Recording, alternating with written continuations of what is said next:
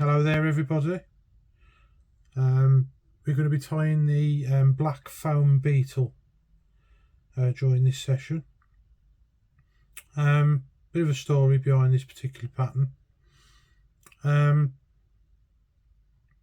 It proved quite effective the first summer that we fished our syndicate, me and my friend Ken, to the point where I actually took the fly tying stuff to the lake and tied a few up there, and then they were that good. We only had 2 between us, so we needed a few more just in case we lost them. And they were our go-to fly. It was the first thing we'd tie on for most of that summer. The summer after that, there was another pattern which I'm hoping to have up already. The foam emerger, which is quite an innovative pattern. It's a bit of a love child between Roman Moses balloon caddis and also your usual emerger style patterns. So there we are. We quite quickly homed in on the colour combination that the trout liked at our syndicate, and that was black and chartreuse. So a lot of the flies that you'll see me tying are in that colour variation, but you can tie this particular beetle pattern in whatever colour you fancy, even white. So yeah, we're going to get on and do that tonight. So we're starting with uni thread in black. There is a size 10 B405 subsurface. It's a wet fly hook in the vise. We're going to need some peacock herl. We're going to need some cock hackle, and also your Madeira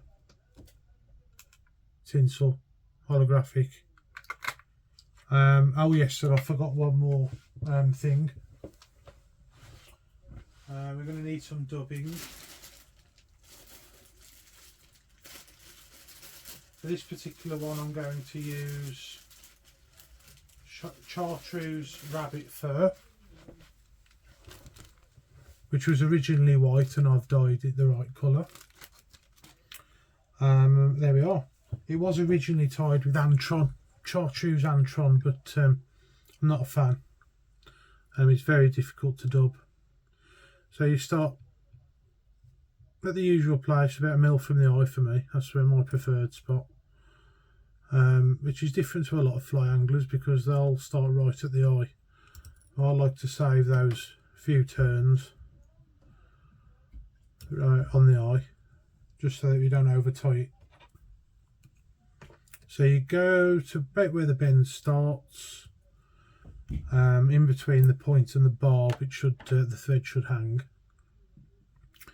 and then you're going to get your black craft foam. Did I mention that at the start? I suppose it is obvious it's foam. Here we are, black foam, 2mm thick, and you can probably get an idea of what shape I like to cut. I use a pair of scissors I've got for that, a curved pair of scissors. These were my original fly tying scissors until I got some better ones. So you want to cut it so it's about 8mm thick at the head, and then it comes to a point like so. You tie it in about there.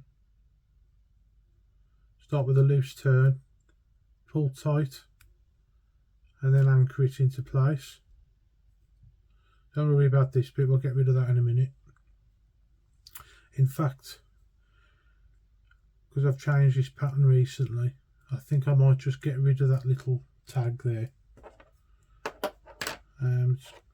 because I'm using peacock herl for the body rather than dubbing. There we are, that's a lot neater. So we get our Madeira holographic silver. The original pattern was tied in gold, on the day. But I prefer silver, and the fish take it just as well. So that's, you go through several versions of a fly pattern before you find one that you like. There we are. I've actually got a hackle feather plucked ready, one I made earlier, so we'll use that one in a bit. But here's the peacock herl. Tie them in at the thick end. It's a very weak fibre peacock herl, so I wouldn't be surprised if you see me break this and I'll have to start again.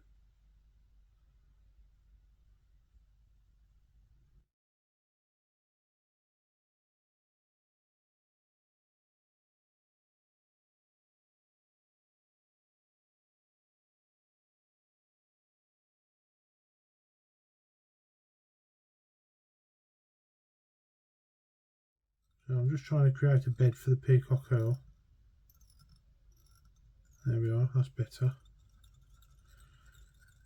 You want to keep quite a lot of room for the thorax of this beetle, so it's about 4mm, that is. Get your peacock herl and wind it to create the body. Now the reason I've gone with peacock herl is I used to use black hare's ear dubbing, which was fine, and even black antron dubbing was fine, but it used to pick up quite a lot of water and therefore sink. So I found peacock herl was better for floating. It's better overall anyway, it creates a better colour for it. It looks like a beetle.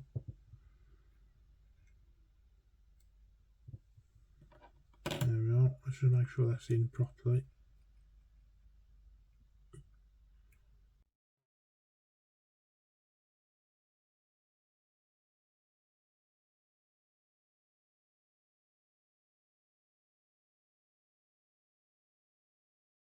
So you want about 4 ribs.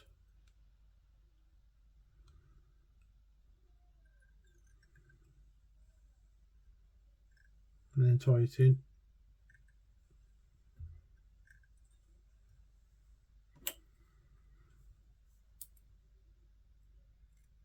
And trim.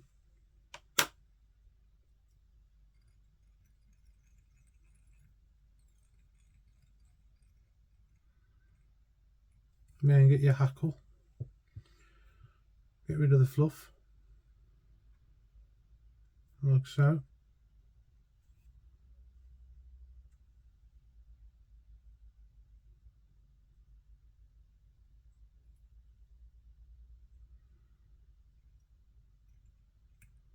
Tie that in. Make sure there's plenty of turns there to keep it where you need it.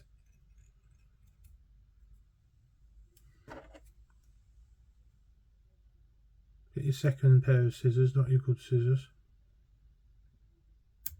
and trim off. Now you can go down to the eye and back again.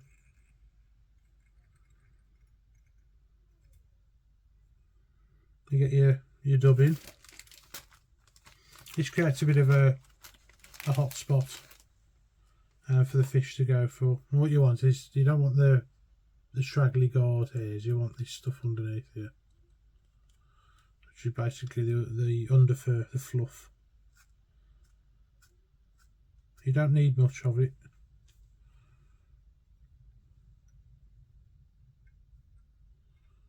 And I find this stuff dubs better than the antron. It's just easier to dub.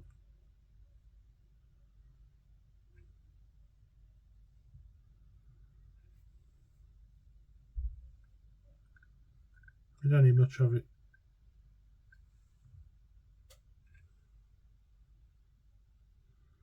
I leave plenty of room at the eye because we've got to tie the foam in and the hackle. Then you get our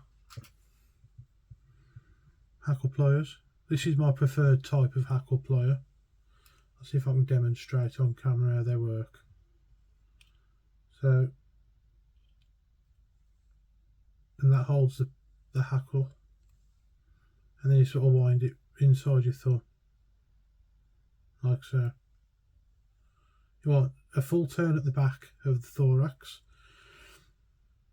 a turn through the thorax, and then a full turn at the front, and that'll be enough. You don't need much, it's just to make it look like it's got a few legs.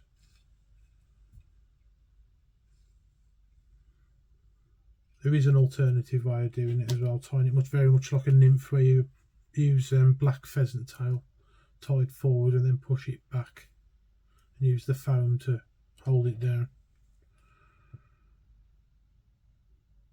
Trim. Now obviously a lot of that's sticking forward and it's just not behaving, so you get your finger and thumb and just brush it back and tie back from the eye like so. There's one still not behaving there, or there might be more than one. Watch your thread.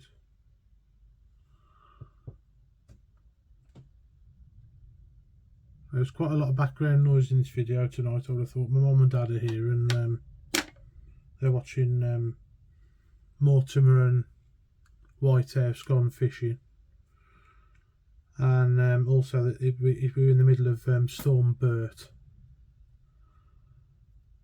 so you can probably hear that rushing through. Loose turn over the top, pull tight as you dare, and tie it off. There we are. That's your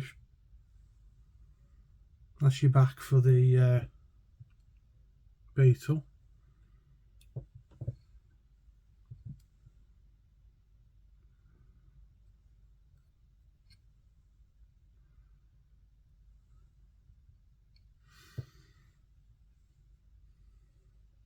It's not looking too bad at the front there. There's a few fibres gone forward which we can get rid of.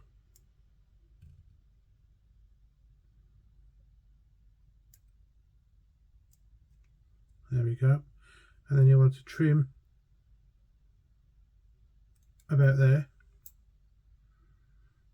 Now the idea of that is to create a bit of a wake, because this fly will work as a sort of a floating lure as well. So you can leave it to sit there, or you can actually tweak it back. It creates a bit of a ripple, and that might be the difference between a trout taking it and not, believe it or not. I caught a nice fish at Elladine on this particular pattern as well. I've just gone and got some more hackle fibres stuck in that knot, so see if we can get them out.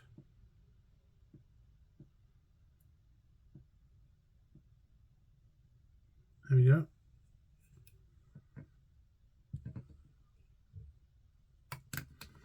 And that should be it for that. Just need to varnish to finish it off.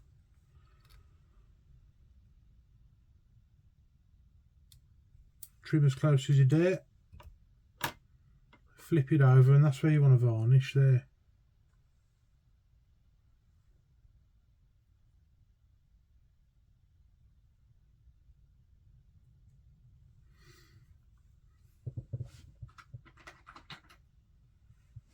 And use your fine tip.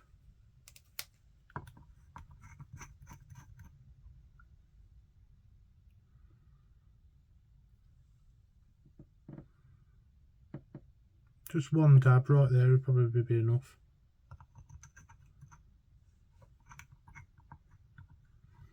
I think some went in the eye because I was a bit clumsy, but just poke that through there to get it out.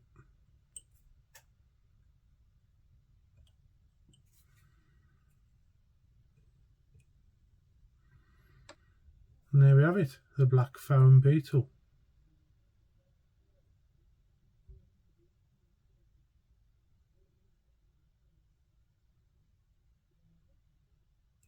I hope you enjoyed, folks. Thank you very much for watching. Please like, share and subscribe, and I'll see you on the next video. Bye bye for now.